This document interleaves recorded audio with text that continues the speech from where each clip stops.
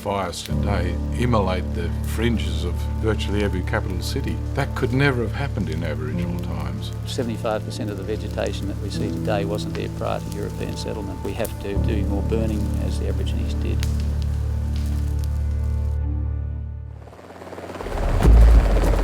Fire has played a major, mostly highly destructive role in post-European Australia.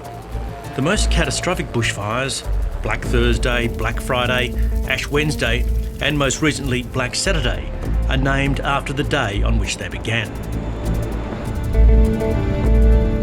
The dry eucalypt forests of the south are rated as the world's most combustible. Climate change modelling predicts a further drying out, prompting dire warnings of larger, more frequent, more catastrophic wildfires. Bill Gammage doesn't share that view. He contends that to confront the future, we must learn from the past. Specifically and crucially, we need to heed the ancient knowledge and practices of Indigenous Australians.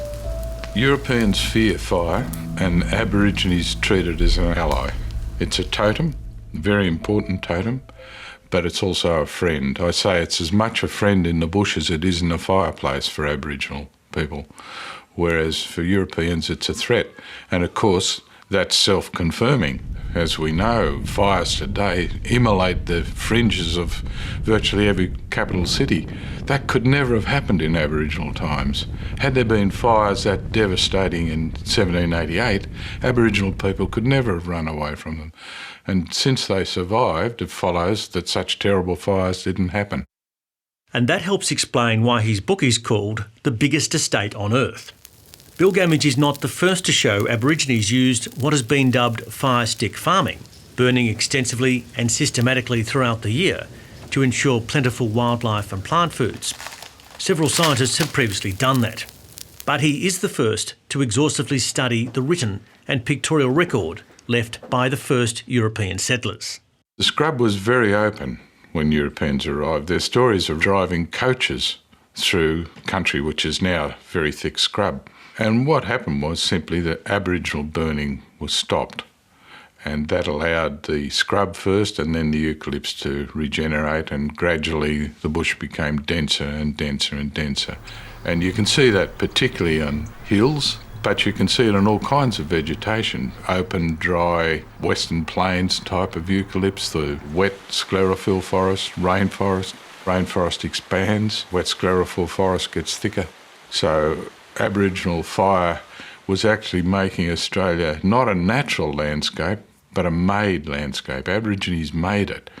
And Europeans, when they came, assumed it was natural, and so they left it alone. And what that meant was that trees and scrub were promoted to the disadvantage of grass. The task of the historian is to make sense of the past. And although Bill Gammage's book deals with events of the distant past, he says evidence of how we've fundamentally changed this environment is all around us, if only we know how to recognise it. To me, the two big messages out of it is, firstly, how intelligent and informed land management was over 200 years ago, and how we bumble around now like bulls in a china shop, when we're trying to achieve things with a very limited knowledge base and pretend we can do it all. And the second bit is how much that country's changed and how much the issues have changed. Associate Professor Ian Lunt from Charles Sturt University in Albury, New South Wales, is an ecologist whose research centres on native grasslands and woodlands and how to preserve and restore endangered ecosystems and biodiversity. From Bill's story of Aboriginal land management, it was about attracting kangaroos. How do you manage a landscape to provide food? We don't have that goal anymore. Often we've got too many kangaroos. So we've got a whole lot of really different issues. European grazing animals, everything from cattle to rabbits, have profoundly changed Australia's landscape. Bill Gammage broadly observes that they tended to overgraze the flatter, more fertile country, chewing out the palatable native species, but avoiding slopes which require more effort, usually for less reward. It allowed the hillside vegetation, trees and scrub to thicken up. But how do we restore such landscapes? It's just one of many quandaries the book throws up. I think one of the big challenges we haven't really quite faced with is to what extent do we want to restore what we had, or to what extent do we want to restore functioning ecosystems that have the best of what we've got now and move forward. And that's the challenge between building on that past, bridging through what we've got now and what we could potentially get in the future, because we can't go back to there. Most agree that fire should be used for ecological management, and to a far greater extent. Victoria's high country was ravaged by catastrophic wildfire in 2002-03. That fire, at the height of summer, burnt 1.3 million hectares. Large-scale wildfires flared again in 2005-06 and yet again in 2009, the fire known as Black Saturday.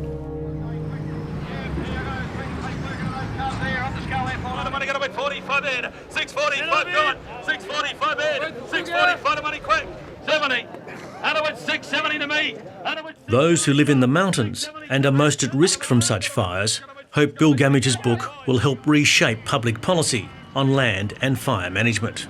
I find it really refreshing that someone, especially an academic, has been able to put into print something that the bushmen, the mountain cattlemen, have been saying virtually forever, that we need the right type of fire regime in the mountains. I'm hoping that Bill Gammage's book is going to be a catalyst for a change in public land management.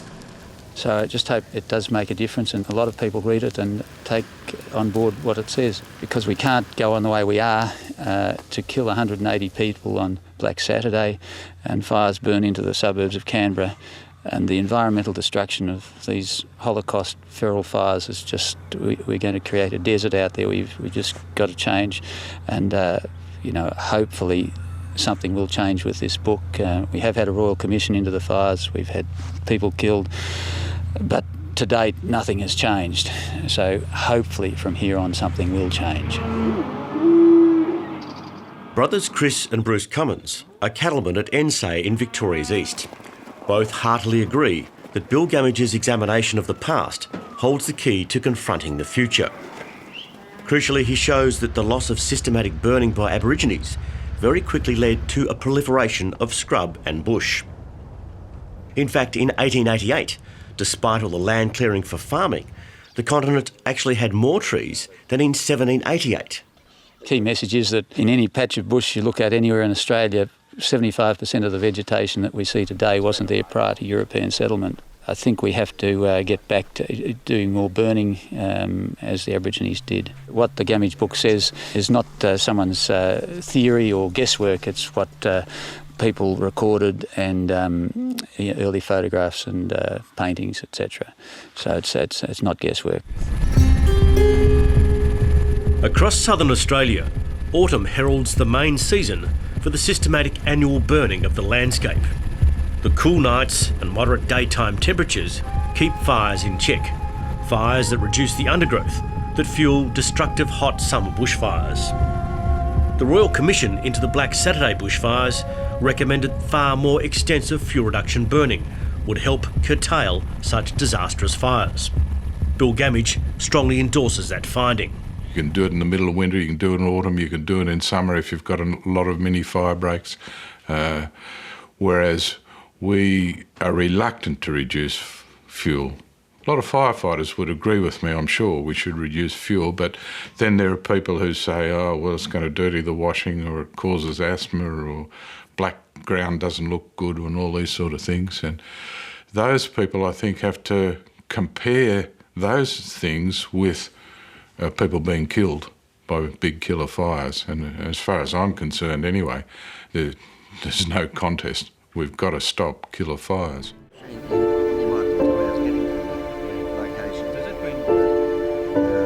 Mountain cattlemen Bruce and Chris Cummins hope it marks a change in public policy about fire management. We've got now, I think, where government people have built their careers and their empires around fighting fires, and I think there needs to be a change from that to preventing the fires. So perhaps we spend the same amount of money on fires, but just spend it differently so that we're preventing fires rather than fighting them. I mean, all the helicopters and machinery and men on double time aren't going to put these fires out. It's we need to manage it, spend the money but do it differently. Can we ever restore the country to what it was like when the first Europeans arrived? Can we get that knowledge back? I'd say there's nobody that knows as much as the people of 1788, the Aborigines then, not even Aborigines now. But Aborigines know much more than the average European, and they have a great advantage, and that is, especially in the north and centre, they want to stay on country.